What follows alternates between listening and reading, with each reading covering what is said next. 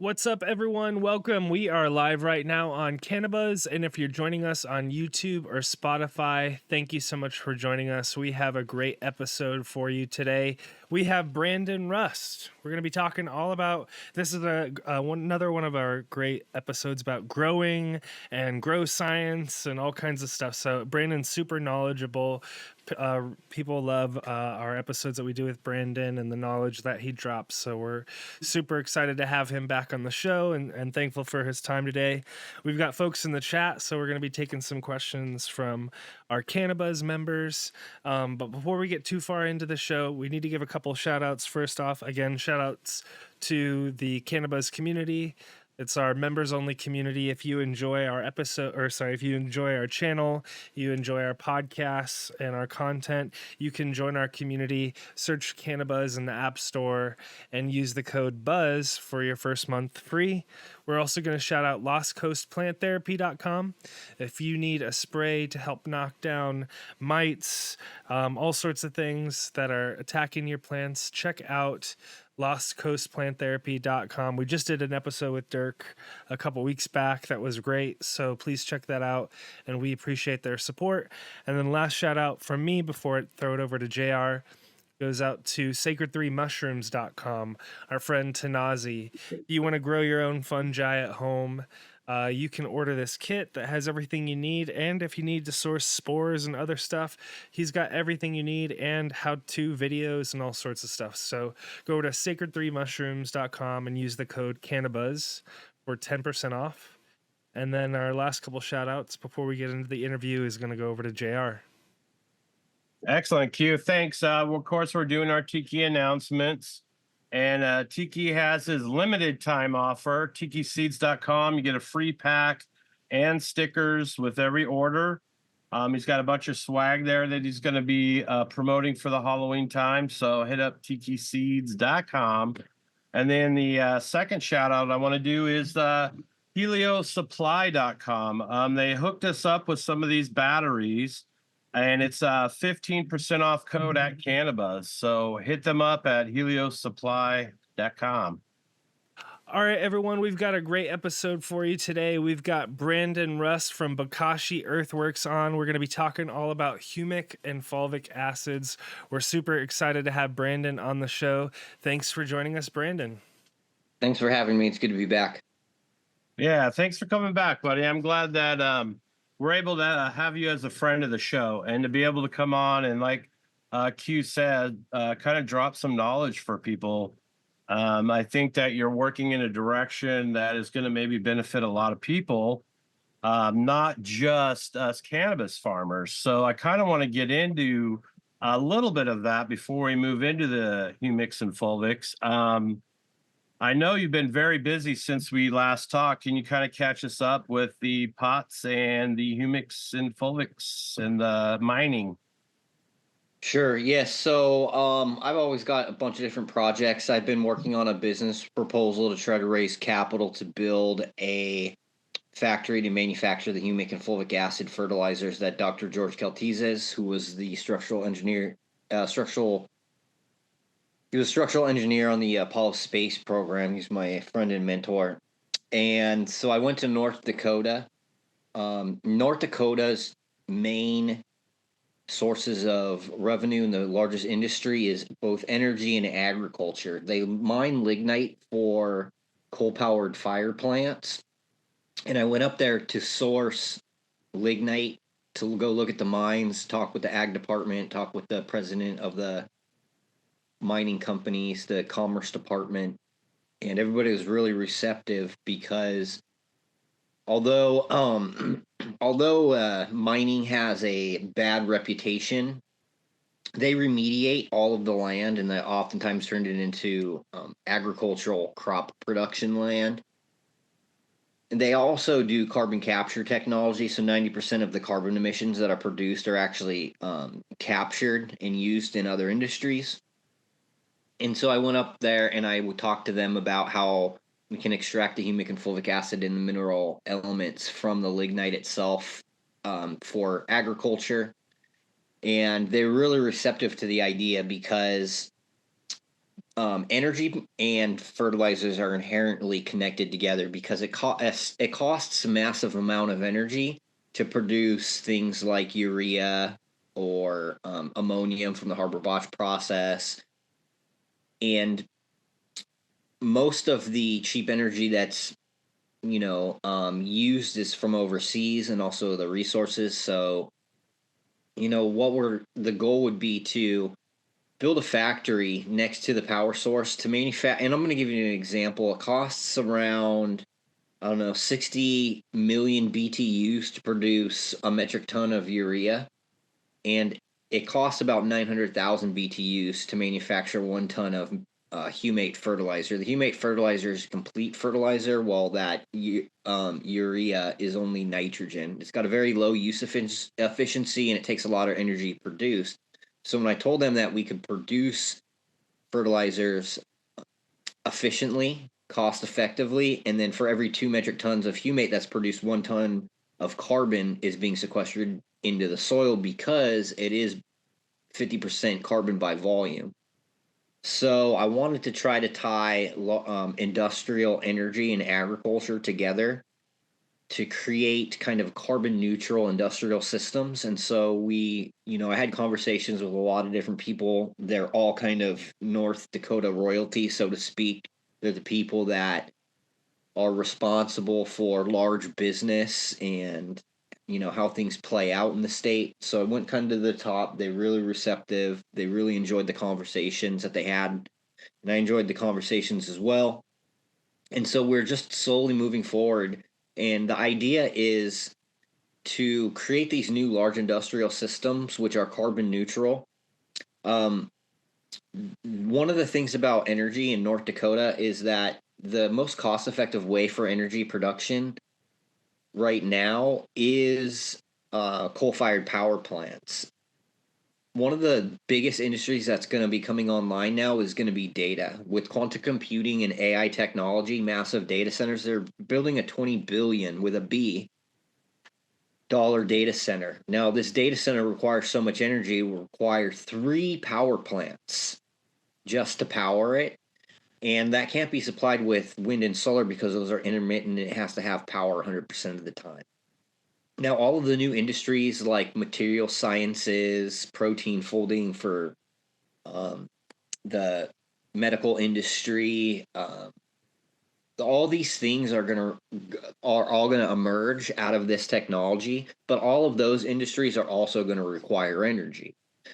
So the idea is to kind of change the narrative around how these things are perceived, because when we're talking about sustainability, we're not just talking about building up soil health and carbon, but we're also talking about sustainability within industry, sustainability for jobs and American manufacturing, and decreasing chemical dependency on imports.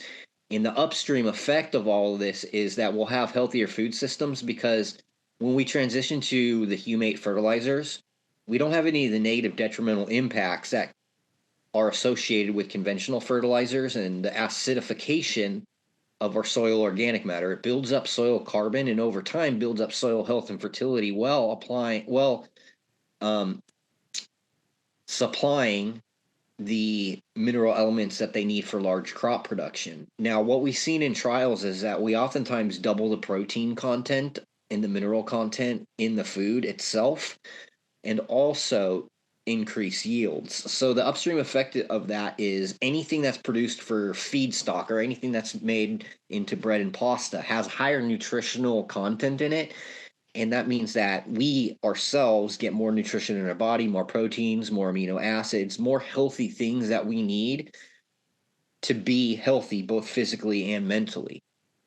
And so the idea is to work with some of the largest companies in North Dakota to hopefully produce one of these factories that is both producing the Nutri-Grow pot and the Humate fertilizers. And the idea is to just change these industrial systems to be more efficient and carbon neutral, so that way we can have not just sustainable agriculture, but sustainable industry that will strengthen American economics.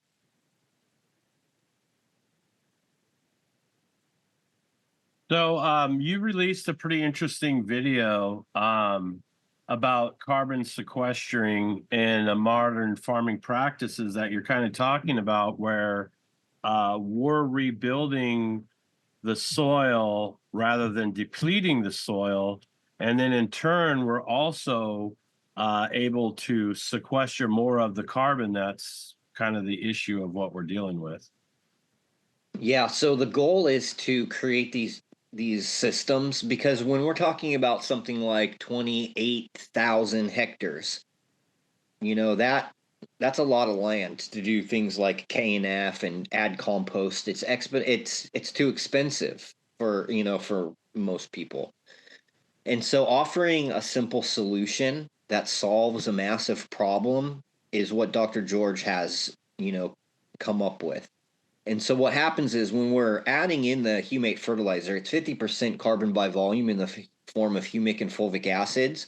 And so those actually stimulate the microbiome. That microbiome is responsible for solubilizing the lithosphere, which releases the mineral component of that soil to make plant available nutrients. Can I ask you what happens in a case where there's been generations of depletion in a field and the microbes are pretty much nuked? So you have lower soil fertility, which means the quality and crop production decrease. You don't get a lot of the benefits from the secondary metabolites of the microbes, which help with plant defenses, so they're more susceptible to disease and pathogens and pests and biotic and abiotic stresses. Once you start building up those carbon levels in the soil, what you see better nutrient cycling capacity, better nitrogen use efficiency, and the ability for that soil to sequester atmospheric nitrogen and convert it into plant available nitrogen. You see higher solubility of phosphorus in the soil that doesn't come from necessarily phosphorus inputs, but from the phosphorus parent apatite material that's already in that soil, and it's becoming readily available. So you get a lot more. Any time that you're able to stimulate the microbiome of the soil, you help build soil structure, release mineral nutrition, cycle nutrients, help with water retention. So that all these are a function of the humate that's in the humate fertilizer. It's a biostimulant and a complete fertilizer. So the plants get the NPK and everything that they need, but they're also getting all the benefits from having a healthy soil microbiome and the addition of that carbon into the soil. Carbon is like the energy source that powers Yeah. all of the microbes, essentially. So it's like Yeah. adding energy into the soil. Yeah. So, because they're pulling in and then they're putting out exudates that then feed and create these nutritional exchanges. I want to go ahead and start getting into the humic and fulvics of things. And can you kind of, just for people out there, give a brief explanation of what humic and fulvic acids are and kind of how they're a little bit different? Yeah, so humic and fulvic acids are low weight molecular organic compounds that have the ability to bind onto other elements, nutrient elements. And so what happens in soils is there might be soil nutrients, but they might be in a form that's unavailable. And so what can happen is the humic and fulvic acid can capture those available nutrients and stop them from reacting within their environment so it stays available to the plant. The humic and fulvic acid also offer housing and energy source for the microbes to proliferate. All right, go. So we had a question, that just came in from chat that I was just adding in. So some folks saw me typing. We had a question come in from Goathead in the chat. He said, and I think you kind of talked about this just a couple of minutes ago, but maybe to double click on it, like, what is the benefit of adding carbon to the soil? But we talk about carbon sequestration, obviously taking basically like sucking carbon out of the air or whatever, adding it into the soil. But what other benefits might there be? Well, without carbon, you just have dirt. carbon is the living component of our soils that are responsible for creating new soils. It's responsible for proliferating the microbiome. Like without that carbon, nitrogen. So there's a triangle that I like. At the top of it is carbon, nitrogen, and phosphorus. If you look at the elements needed for DNA synthesis in all living organisms on the planet, it's carbon, oxygen,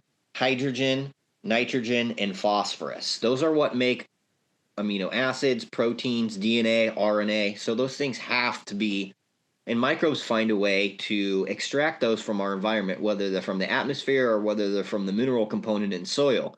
And microbes can't do that without carbon.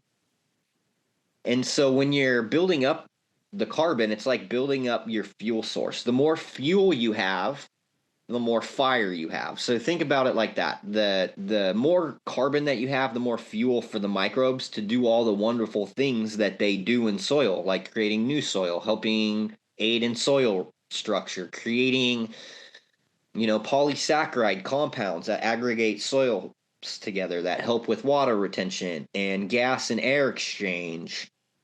So carbon is king. It is what actually creates the living component, and it is the energy source. It is also what grabs onto nutrients and keeps them locked in a organic soluble matrix that's available to plants. It's basically king of everything. I mean, everything that on Earth is carbon based, that sentient life requires photosynthesis and carbon as energy. We use our carbon in the form of food, Right. and we call it carbohydrates, right? So, Carbohydrates are sugar, which is carbon, hydrogen, and oxygen. so one of the things that people touch on that maybe folks aren't really super familiar with is the cation exchange. Can you kind of briefly explain that to folks? Yeah, so what happens is most soils are an aluminum silicate matrix, and so they hold a net negative charge. And so all of the microscopic surfaces of those will hold a charge.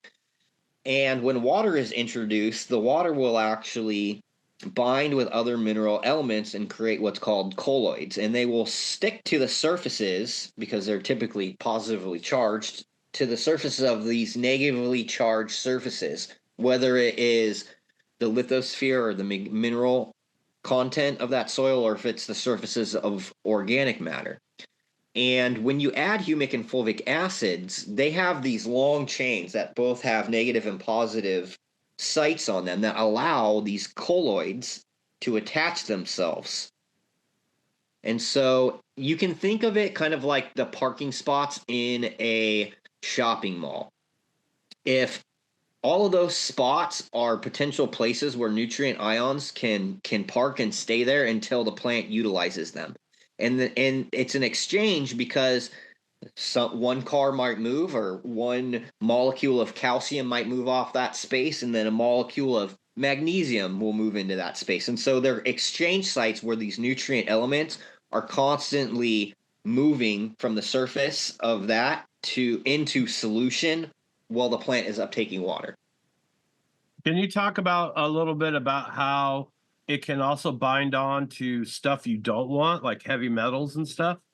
Yeah, so there's a little bit of difference between humic and fulvic acid. So fulvic acid is a lower weight molecule, and it also chelates nutrient elements, but it keeps them soluble in both low and high pH ranges. Humic acid, on the other hand, is a larger molecule, and it also grabs on to, mineral elements and things like heavy metals as well. But it is only soluble in lower pH ranges. So in higher neutral pH ranges, the elements that are attached to humic acid, they don't become soluble and the plant can't access them. So if you had some type of heavy metal contamination, you could apply the humic acid, and as long as your pH doesn't drop too low, those heavy metals will stay unavailable, trapped in an organic matrix that the plant can't access. So do humics or fulvics, do they affect pH at all? Like if I'm adding them into my soil? typically, what you'll see is the higher amount of carbon that you have, you'll see a lower pH range. And that's because what's happening is they're creating a lot of organic acids and enzymes that are dropping that. And so when I'm dealing with like a living soil bed or a system like that, we're monitoring our pH, and then we're adding in our base cations, things like calcium, potassium, magnesium, that help stabilize that pH, because the amount of positively charged cations and negatively charged cations will change the pH of the substrate. So we want to make sure that our nutrients are balanced, and that'll help balance the pH as well. Okay, interesting. I have a random question I'm going to ask But you. yes, they can help balance they can help balance pH though. That's interesting. I'm gonna have a random question for you before JR has the next question, which was like, so you're helping, or you've helped folks like with large scale, sounds like living soil grow systems. They're checking the pH of the runoff. Essentially, is that what you're kind of doing, or are you checking? Or are you No. doing like a soil test? I guess it is. No, what we do is a standard soil and a saturated paste test. So a standard soil gives you an overall profile. The standard shows you what's available as you water. Yeah. And they have the pH on that. We adjust pH based off of those parameters. I don't think that there are really any credible machines or meters that can accurately determine based off of runoff. Right. Because that's just what's in solution. It's not necessarily the media, because you might, like, here's a good example. I might water with Microbe Plus, and if I were to, I don't ever have runoff, but if I were to take runoff, it would probably be lower than the actual substrate pH. So it's not a good indication. You need to be able to test your substrate pH, and I really only trust a lab to do that. Yeah, that makes sense. Yeah, a lot of people are shouting out Logan Labs right now. Logan Labs is a lab that I use. Yeah. In terms of soil moisture and structure, how does Humics and Fulvics kind of affect the watering capacity in a living soil? So I touched on that briefly, but anytime you stimulate the microbiome, a lot of these things are creating these mucilagistic compounds, polysaccharides, monosaccharides, and these are basically sticky substances that aggregate soil particles. So it creates structure within that system, and that helps with both water and gas exchange.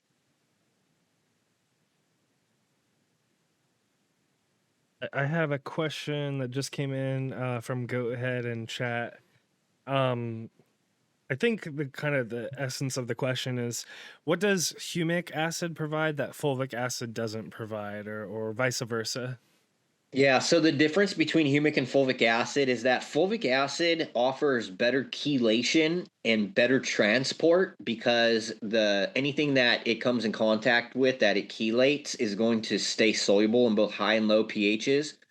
It also offers an energy source. It is a lower molecule, a lower weight molecule, which means that the molecular structure is shorter. It's the chains that it makes are shorter, and so they're easier to deconstruct, and so they can be used as fuel sources. While the humic acid is a larger molecule, it more acts as housing for the microbes, and also it's really only soluble, the nutrient ions, that it chelates at a lower pH range, so it can offer kind of a slow release, while the fulvic acid has immediate release. And that's one of the reasons why in our products, the majority of it is fulvic acid and not humic acid, because we really want to keep things immediately available. So if somebody is needing to fertilize, they're going to get what they need immediately, which doesn't happen with meals. You might be getting a little bit right when you put the meal in, but it could take about 2 weeks to be completely solubilized. This way we have a complete soluble formulation that acts immediately. Nice. That's good. I think a lot of people, kind of need to bridge some of these gaps that you're really kind of breaking down for us, in the way that our soil structure and all of those exchanges happen at a more carbon level. What exactly does producing humic and fulvic acids in situ mean? Do you know what that means in it's the term I looked up when I was going down this rabbit hole, and it mentioned that there is a process within the soil where plants are growing and adding um, this whole humic and fulvic acid process in the actual. Do you know? Is this Soil. like a super long process, or is this something No, that? so there's a rapid turnover, and what we're talking about is soil humus. So the humic matter, which may contain small amount of humic and fulvic acid, but this is a natural process that is part of decomposition. So when the bacteria and yeast and fungi broke the when they're breaking down organic material into its base components, they're using the carbon for energy, and then the minerals that are released, they're using for their metabolisms. But when they're broken down, it'll create soil humus. So basically, these long carbon chains that act as housing for microbes. Smaller ones can act as fuel sources. So it's the same kind of natural process that happens in the soil that we're mimicking to create the product that we have, because we're taking decayed organic material that's millions of years old, and then we're micronizing it, so we increase the surface area, and then we are able to extract those functional groups, the humic and fulvic and the mineral nutrition. And so when But you're talking about doing this on scale, Mhm. from production, as far as like inputs, like chemical inputs and cleanliness of the process, can you kind of talk about its in relationship to maybe the urea production? Yeah, I mean, the process is I guess it's not straightforward, but we use the lignite. It's micronized, it's solubilized, and then we use different catalysts to extract all the minerals and blend everything together, essentially. um that's the gist of it. It's a green manufacturing. There's no runoff, there's no environmental pollutants in the process, and we're just basically taking all the leftover stuff, the humane it's called, which is just a bunch of different carbon functional groups, and it can be added back into the soil because it's just different, it's just more carbon. So when we're talking about industrial scale, the idea is to convert farms to these types of fertilizers that are doing large industrial scale. Because I mean, I always tell people, and I'll get back to my original thought, that if you can grow a garden at home and you can do that, provide for your family, grow your own organic food, do that. But not everybody has the capacity, and industrial farming and industrial systems aren't going anywhere. And instead of being the kind of person who just yells fuck Monsanto, this big ag, hate, hate, hate, I said, hey, somebody has to be responsible and put themselves in a position to change these systems. And it may not be perfect, but it's better than we're currently doing, and it offers a solution to a lot of the problems that we're facing. And so I think it's just, like they say on Shark Tank, a better mousetrap. And so I just want to help um, transition to these types of systems, these types of fertigation.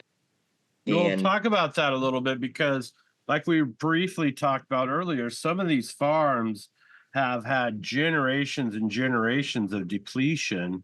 How many cycles and how many growth seasons are they looking at to rebuild their land in a way that they can provide these minerally dense foods and higher nutritional values? it doesn't take years, because anytime you're adding carbon into the soil, you're going to see a net positive benefit, especially if those levels are already low. So the minute that you start to build up the soil carbon level, you're going to see the benefits. You're going to see better nutritional values. You're going to see better resistance to stress and pests. So it's not so, and then over time, when they keep using it year after year, it's only going to improve. They're going to see their soil darken. They're going to see it retain more water. They're not going to see runoff or pools in their field. It's going to create an entirely new soil under their feet. And when we're talking about, North Dakota is essentially a desert if it wasn't for the grass. The soil's not good enough. It doesn't have enough nutrients and carbon in it to really support healthy, you know, biological ecosystems, right? That are like really robust. It's just prairie grass, and you get some game animals out there, but it's not like a tropical rainforest or anything like that. You can't even really do, industrial cropping system by the looks of what I have seen without the use of those agricultural fertilizers. And so, It's like anytime that you crack. yeah, I mean, it's dirt. It doesn't have a lot of carbon, doesn't have a lot of nutrients. The only stuff that really will grow are prairie grasses because they don't require a lot of nutrients and a lot of stuff, and so they can grow there. But again, it's like the breadbasket of the US. The majority of our winter wheat, which is used for bread and pasta production, is produced in North Dakota. And again, so if everybody who's eating bread is getting twice the amount of nutrition from the same serving, that should have a benefit, and if we can do that with all of our food stuff, if we can, because what happens with the mining industry is they do strip mining, so surface mining, they're just taking dirt off the top, grabbing what they need, putting everything back. In North Dakota, it's required that they do 100% remediation. So they're looking at all the nutrients, the ECE, the organic carbon content of that soil, and they have to bring it to 100%. They have stricter regulations there than even the EPA has. And here's the thing, if we can create the fertilizer, do this bioremediation, put good cropping systems, and then do things like specialty crops that are typically grown in other parts of the world and imported, then we can create systems to where we're less dependent on imported food as well. So I'd like to be able to kind of tie everything together where the majority of our food supplies is produced in the US, the fertilizer manufacturing, that way we get the jobs. It's a whole sustainable ecosystem that doesn't just include environmental sustainability, but also, again, industrial sustainability. Can you speak to the kind of quality sourcing of humics and fulvics? Just to kind of expand on that, I think you've So talked that's about actually it. one of the things Yeah. that I'm working on right now. I had a meeting yesterday because I have not just this North Dakota project, but I have another company down in Texas that is interested in building a factory as well. Now, the amount of nutrition in humic and fulvic acid in the starting material will impact the final product because we can extract more from it, obviously, if it has more. It's just like making hash. If you've got more terps and more cannabinoids, you're going to get a better product. And so what we've been doing is, the whole reason I visited North Dakota was because I was inquiring about the lignite sources, because we're testing them at the lab to find really good sources, not just for the manufacturing humates here in the US, but also for exporting raw material overseas so that they can do extraction for different fertilizer products as well. So I had an inquiry about sourcing, 5,000 metric tons, and then potentially 100,000, annually. And so I just started hitting up different mines and sourcing the material. So that's what we're in the process of, looking at the best possible sources, because we obviously want to build the factory right next to the power and the raw material, because logistically it only makes sense. So before we move on to humates, can you kind of give people an idea of what secondary metabolites are and how humics, or especially fulvics and humates, will affect those secondary metabolites that kind of give us our terps that we so much love? Great question. And anybody who's listening or that is going to listen to this in the future, most of these people actually know about secondary metabolites because they smoke cannabis.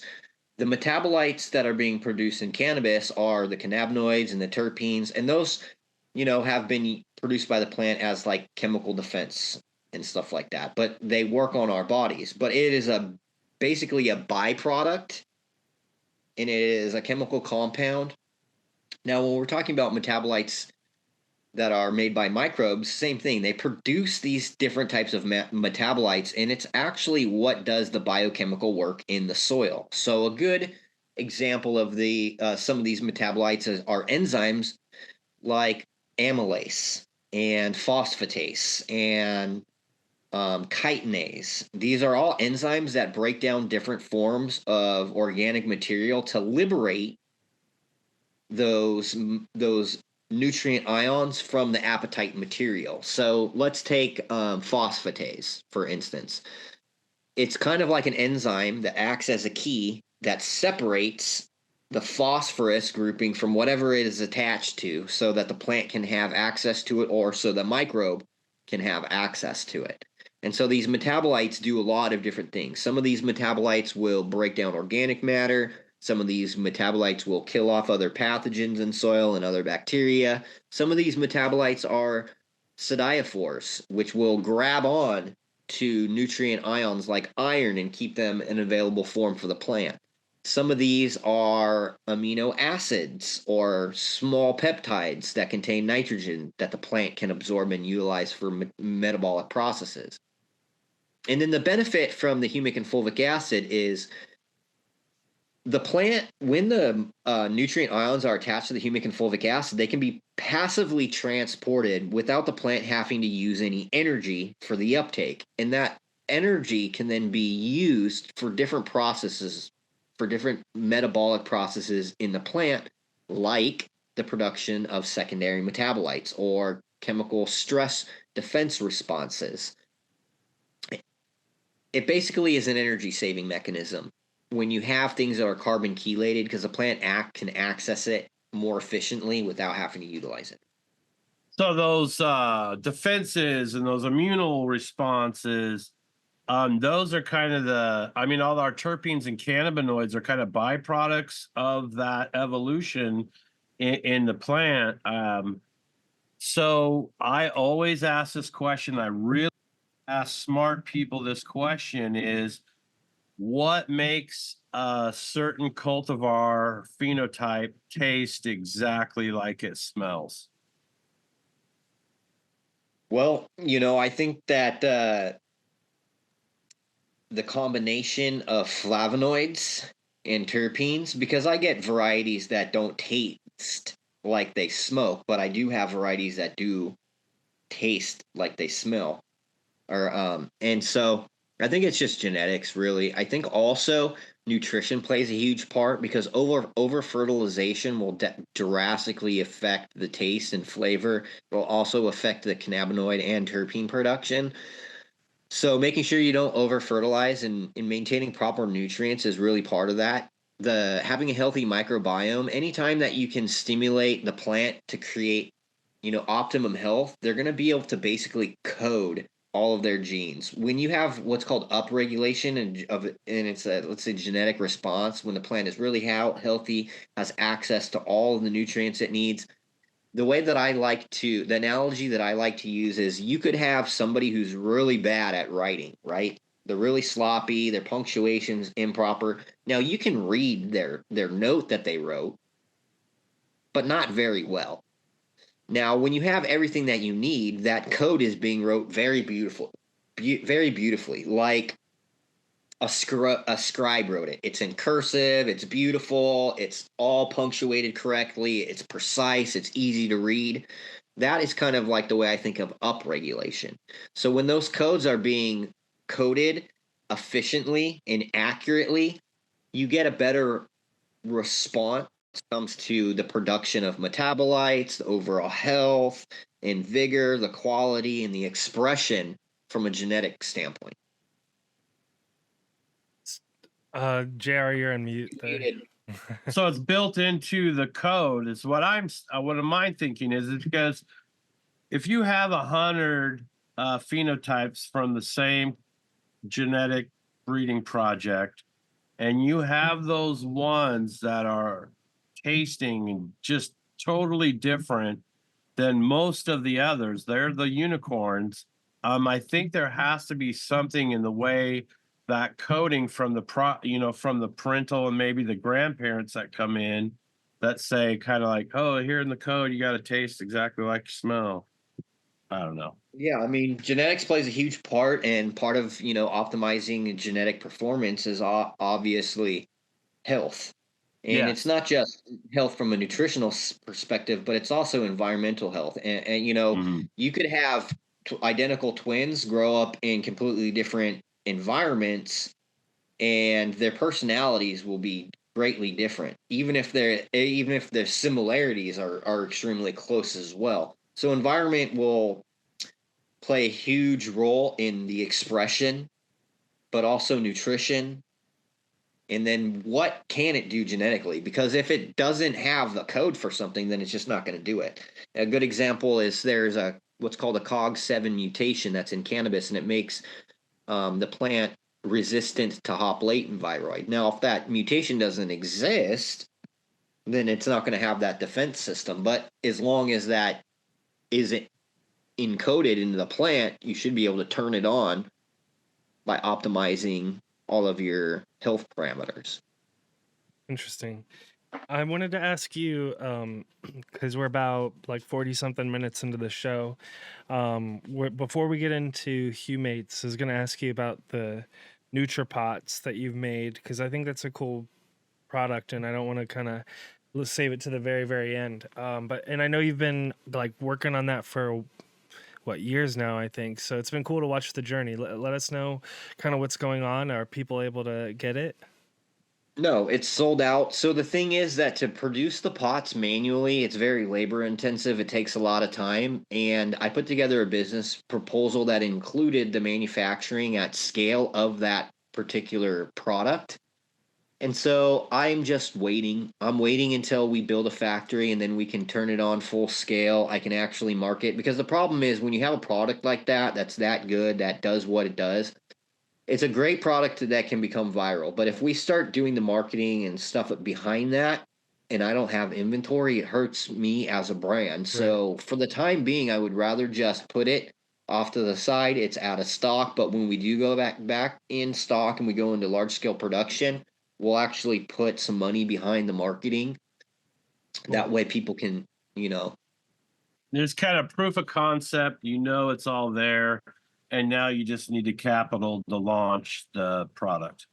Yeah, so I've never, Bokashi Earthworks it was incorporated in 2020. The first sales was October of 2020, and I've never taken investment capital. And we're at a point now where I've spent enough time with Dr. George, and I feel confident enough to bring the technology to the masses, at least to here in the U.S. Obviously, he has factories worldwide, but I wanted to bring it here to the U.S. And that's my job is to be managing all of this, and so it's that time, I guess. I forgot what the original question was. It's all good. Well, we're gonna jump into. We were talking about the NutriPots, but Oh yeah, yeah. let's jump into Humates. So, can you explain what Humates are and how they kind of interact with nutrient availability, both like micro, macro nutrients? Yeah, so they're low weight organic compounds that have so if you can think of them like as Legos kind of. So all carbon based life on Earth starts with small carbon chains, and these carbon chains, they can become larger carbon chains and create different types of functional groups. The humates have positive and negative charges associated with them, so they can hold on to nutrient ions that plants can access, that microbes can access. I think we covered most of that. I don't. Was there a specific question Well, about? my question was, are humates salts? No, And if they're not salts. no, it's not a salt. So, what a salt is when you have two ions that are covalently bonded together because they share a difference in charge. So and I'll give you an example. Calcium nitrate. That's the base of a lot of hydroponic fertilizers. It's calcium, which has a positive charge, and nitrate, which has a negative charge. So when you combine those together, they create a solid, right? But when you put that solid into water, it disassociates, it solubilizes, and what happens is those ions are actually separating from each other. So then you have a solution with positive and negatively charged ions. That's what a salt is. Now, the reason why salts are so inefficient is because once you start adding other salt ions in there, like let's say you add potassium phosphate, the potassium and phosphate also disassociate, but they're also reactive, so that negatively charged phosphorus can then bind with the calcium, right? And they precipitate into unavailable forms that the plant can't access. With humate, what is happening is you're taking an organic molecule, a carbon molecule, and you're weakly bonding it to one of those positive or negative sites. And it's kind of like a Lego where it's building these carbon structures that contain nutrient ions that are soluble. That means the plant can uptake it during mass flow. So what happens when you have these situations like in Florida where you've had these massive phosphorus dumps and it's totally unavailable? Is this a situation where you can start making all of that available and decrease the amount of phosphorus that these guys are pounding the ground with? Yeah, so what happens with that phosphorus is it becomes unavailable. So they'll add things like diammonium or monoammonium phosphate, and it'll build up really high phosphate levels in soil. But the problem is that phosphate is also a negative negative ion, and so is the soil colloid. So it doesn't stick and stay in the soil and ends up in our waterways. Anything that is in the soil oftentimes bonds with calcium to create calcium phosphate. And so you can solubilize those bonds. It usually happens through either chemical or microbial weathering. So microbes can solubilize those bonds and liberate that phosphorus. So or even, humic and fulvic acids, they can do the same thing because they're going to stimulate the microbiome. And then when that phosphorus is liberated, that phosphorus will stick to the humic and fulvic acids. And so if there's already phosphorus in the soil, it's just in an unavailable form, the best course of action is really to bring up the carbon levels because that is going to stimulate the microbiome to help liberate that phosphorus. So that's the best course of action, and you can do that with microbial inoculants or humic and fulvic acids.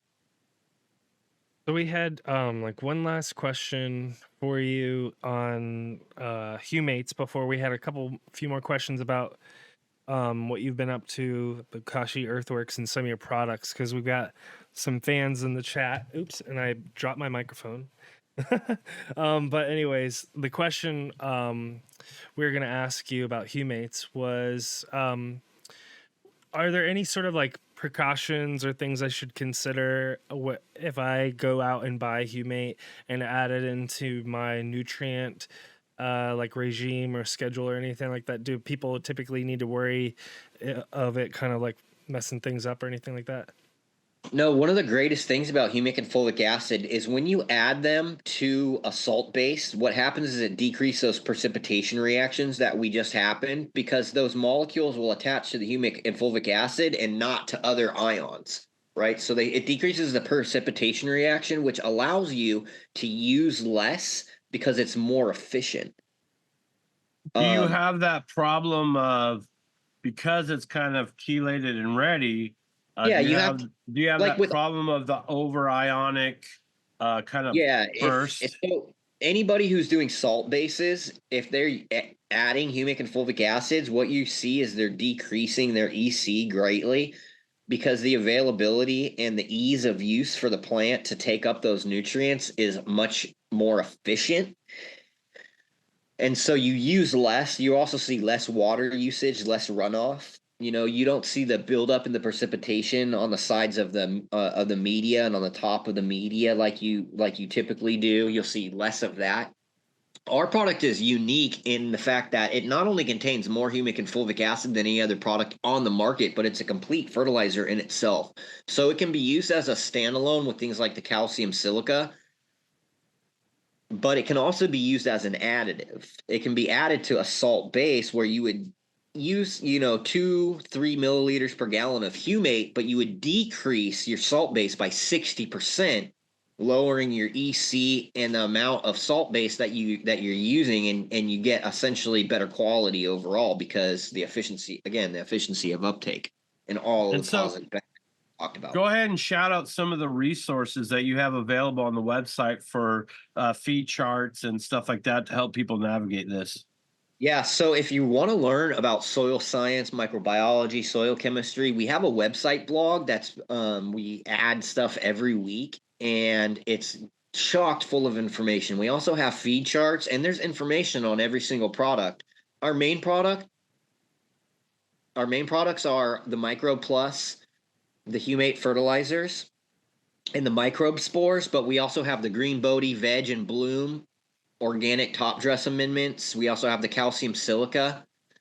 And I limited the products. I used to sell a lot of different things, but I limited it down because it works so efficiently with using less stuff. And that's really what I wanted to do. I wanted to make it easy, not just for new growers, but for experienced people who don't have a lot of time, or farmers who don't understand the soil science. They just need to know the application. Right.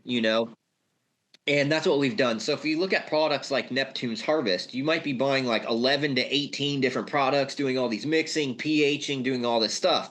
With our product, it's the N-Humate for veg with the calcium silica. You do it twice a month if you're in cocoa, maybe and less if you're in soil. You use it like an additive if you're in soil because it's so potent. And then you rotate that with the microbes, so it's very simple. You don't have to pH anything. It's you'll see great results. And, the more people that use these products, they come back because it's efficient, it's ease of use. The end product is always a good quality. So Go Ahead in the chat also brought up another point to talk about your microbe package.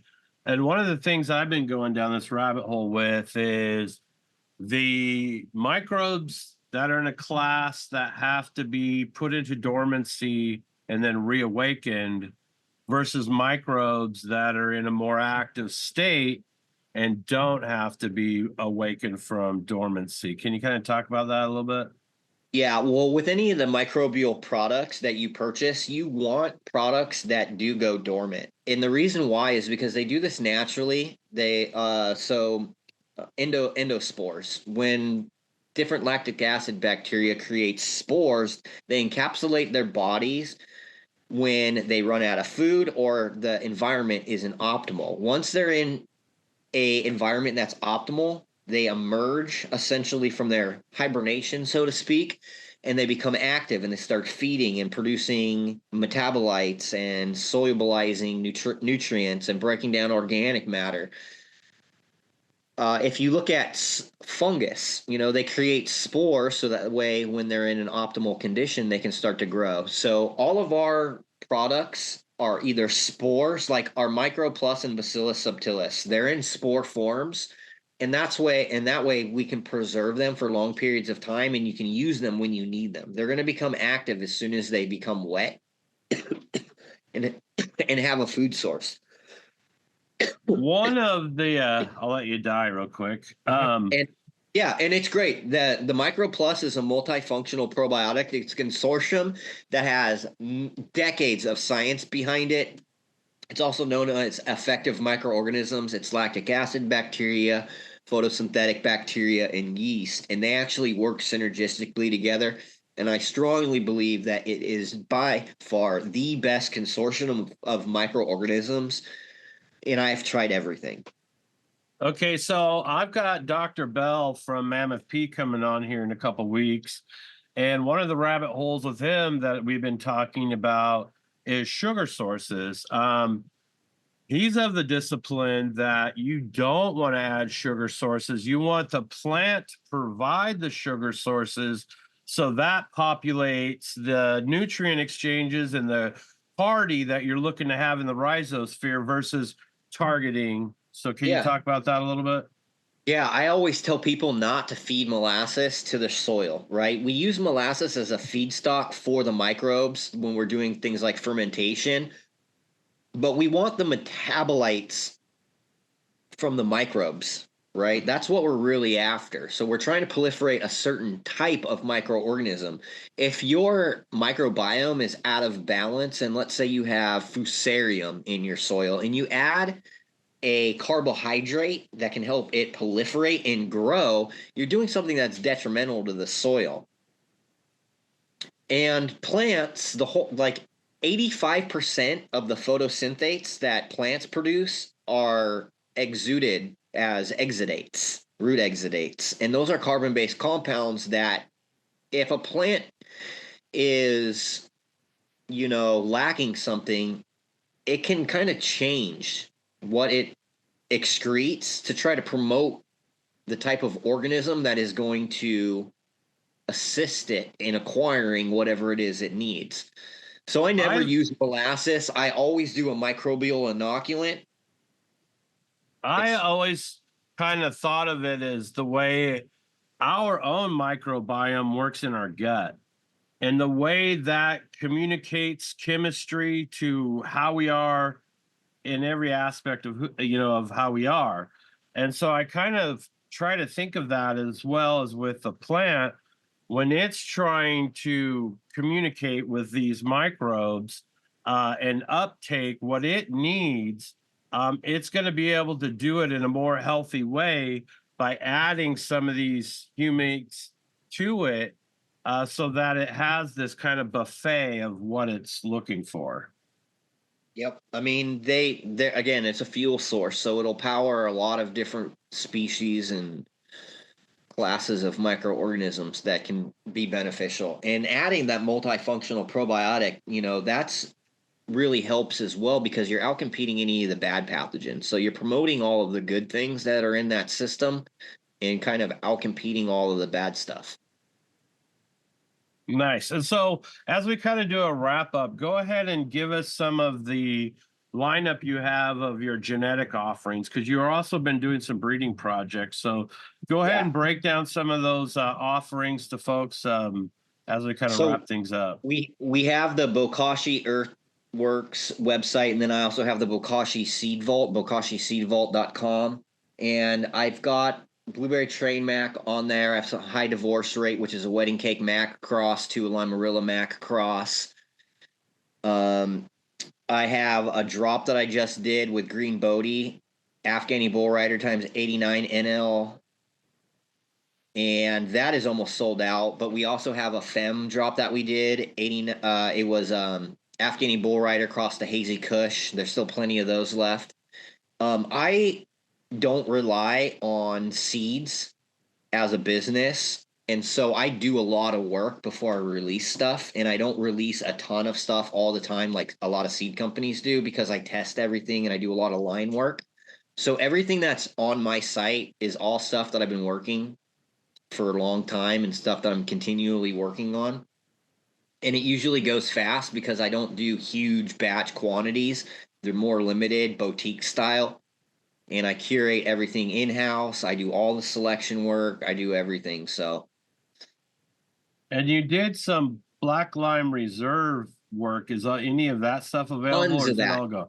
Yeah, I've got the Limarilla, which is Black Lime Reserve Gorilla Glue. I did a inbred limes, which is a bunch of back crossing and out crossing I did.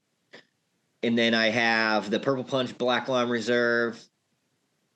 I've done a ton of BLR crosses in the past. I just hit my ChemDs with BLR. I've got some. Most of the BLR stuff is sold out. There's not a huge selection on my website, and it's because, again, I don't, do too many breeding projects. I stay kind of in my lane. This is the thing that I'm working on this year is all Blueberry Train Mac. That's pretty much all I've done. I've hunted out a couple of other things here and there, but my main focus is just that line. Excellent. Well, thank you so much for your time this afternoon. We really appreciate it, Brandon. You're always, like I said at the top, dropping really great knowledge, and we get comments from people that really appreciate it. So I just want to thank you for taking the time. I appreciate you guys having me, and have a good night, everybody. Awesome. Well, thanks, JR, for putting up the show. Thanks, Brandon, for your time. Thanks, everyone in chat, including Goathead, who threw in some questions. we'll send him a Do you need me to stay on until you upload or anything, or am I good to go? You're good to go. But thanks, everyone. Hope you have a great rest of your day. And as always, JR, Growers love. Peace, guys.